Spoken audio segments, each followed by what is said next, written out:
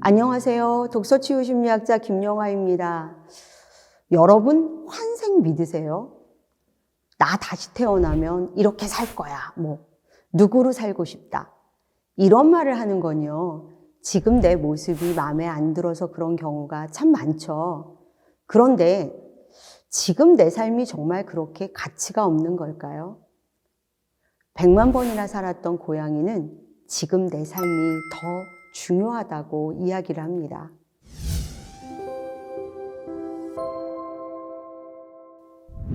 백만 번 산 고양이는요, 전 세계 언어로 번역된 사노 요코의 베스트셀러 동화책입니다. 이 그림책은 말 그대로 100만 번 산 고양이에 대한 이야기인데요. 고양이는 세상 모든 부귀영화와 온갖 모험을 경험하지만 정작 고양이 자신은 행복함을 느끼지 못합니다. 그러던 고양이는 100만 번의 죽음을 통해 진실한 사랑을 찾아내고 비로소 삶의 소중함과 죽음의 가치를 깨닫게 된다는 이야기죠.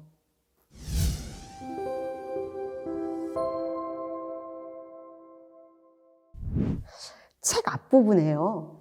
고양이는 누구누구의 고양이였습니다. 또 한때는 누구의 고양이였습니다. 라는 표현이 나오는데요.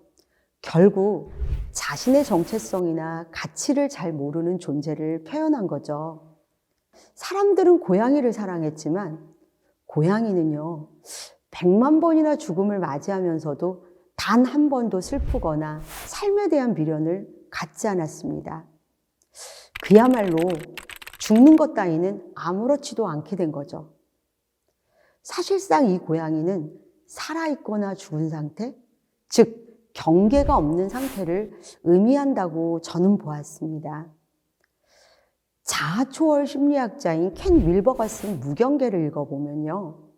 경계 안쪽에 있는 모든 것은 나, 이렇게 느끼는 반면에 경계 밖에 있는 모든 것은 나 아닌 것으로 이렇게 나뉜다고 얘기를 합니다. 그러면서 즉 당신은 누구인가?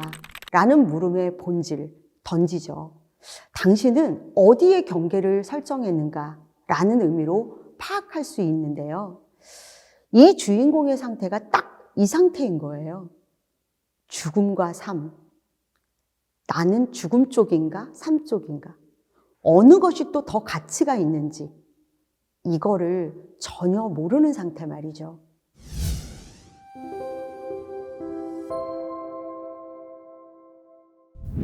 삶에 대한 애착이 있는 사람은요, 죽음이 두렵습니다.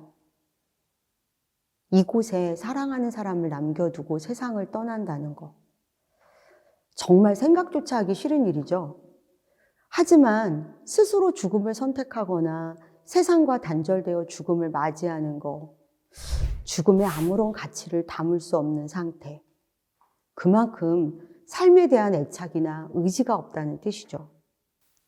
이 책 속 고양이가 사람들과 함께하는 삶이나 그냥 오늘 죽어도 나는 상관없어 라고 하는 그 상태, 이거나 별반 차이가 없었던 것과 마찬가지요.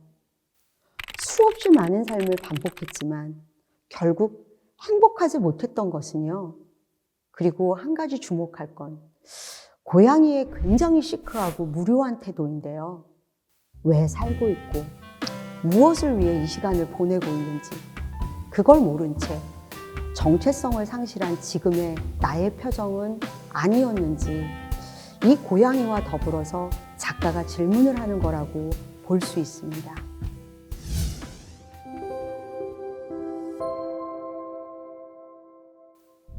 주인공 고양이가 하얀 고양이를 만나 소위 대시하는 대목이 있는데요. 야, 나 100만 번이나 죽어봤다? 나 공중돌기도 할 줄 안다? 이런 식으로 뭔가 허세를 부려요. 근데 이렇게 허세를 부릴 때마다 정작 하얀 고양이는 반응이 없습니다. 결국 보이는 면을 강조하기보다 솔직하게 그 마음을 전달하는 거죠. 나 너 좋아라고. 이걸 몰랐어요, 고양이는. 그런데 나중에 진심을 전달하자 하얀 고양이는 마음을 엽니다. 여기서 방어 기제를 설명해 드릴 수 있는데요. 자존감이 떨어질수록 자기를 어필하기 위해서 내가 어디 살고, 뭐 차는 뭘 타고, 직업은 어떻고, 겉으로 드러나는 걸 뽐내려고 하는 그런 사람들 참 많습니다. 이건요, 나의 약함을 포장하는 그런 심리인 거죠. 하얀 고양이가 보이는 겉모습에 별로 관심이 없는 태도, 이런 게 바로 내 삶을 좀 더 가치 있게 만드는 성숙한 태도죠. 어떤 마음인지, 어떤 생각을 갖고 있는지, 이런 걸 더 궁금해하고 서로에게 다가가는 거. 결국 삶을 보다 가치 있게 만드는 건 사람들과의 관계, 그리고 그 관계 속의 진정성, 소유가 아니라 공감, 여기서부터 시작하는 거라고 생각합니다.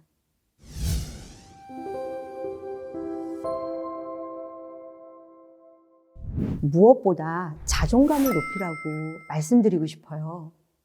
연애뿐만 아니라 사회생활을 잘하기 위해서 정말 꼭 필요한 요소입니다. 자신에 대해 존귀한 감정이 있고 없음. 이게 사람을 만날 때나 또는 사회생활 전반에 정말 지대하게 영향을 미칩니다. 예를 들어 자신을 스스로 낮게 평가하면 상대에 대해서 지나치게 이상화하고 또 기대하고 그러면서 의존이 심해져요. 관계는 상대적인 거라서요. 이럴 경우 파국으로 끝나는 경우가 너무 많습니다. 거의 대부분이죠. 스스로 혼자 설 수 있어야 진정한 관계를 찾고 진정한 사랑을 할 수 있다. 이런 말도 있잖아요.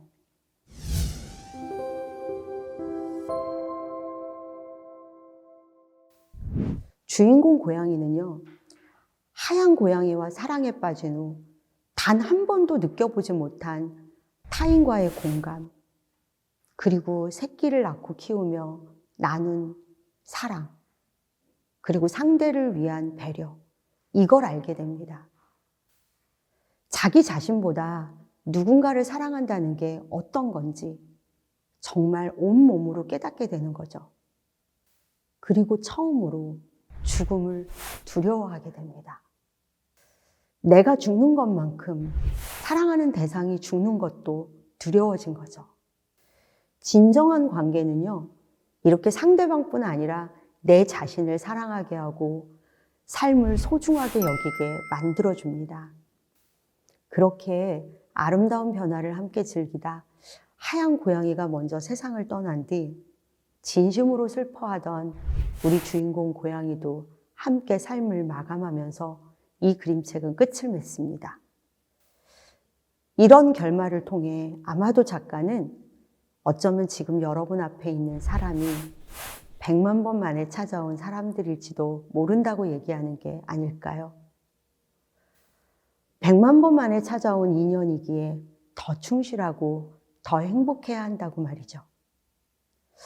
현대를 살아가면서 혼자가 편할 때도 있지만 누군가와 함께 한다면 삶이 좀 더 가치 있게 되고 끊임없이 나는 누구인가를 묻게 되는 아름다운 변화가 생긴다고 이야기하는 겁니다.